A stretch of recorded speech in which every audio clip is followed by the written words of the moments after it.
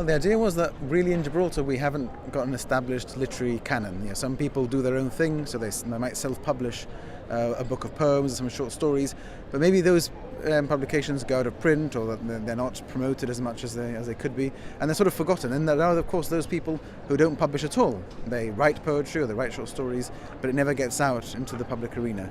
So the idea of the anthology is to bring together the best poetry that's currently being written in Gibraltar or by people who have a significant link to Gibraltar. And to bring it together in one volume, you get the chance to promote it perhaps internationally, to take it to local schools, to promote it at the literary festival. It gives you a text to work on, like a really foundational text that you can look at and say, this is the state of Gibraltar poetry at the moment. And that's something that we don't have. And to put together this anthology, you're reaching out to the community for submissions, which will then be put through an anonymous selection process. Yes, and that's quite unusual for poetry anthologies. Normally, a commissioning editor would approach people who are established poets, and he or she would select poems that they have written, which probably already have a publication history in a top literary journal in the UK or the US.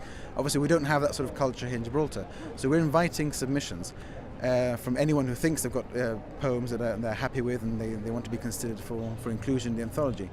And the other reason is, obviously, as we all know each other very well in Gibraltar, in order to avoid any charges of favoritism or bias, all submissions will be totally anonymous. They'll be judged purely on literary merit. Are there any parameters, such as themes, for example, or whether a work is new or has been published before? We don't want to impose any limitations in terms of theme or whether they've been published before. If they have been published before, obviously we'd need copyright authorization from the author.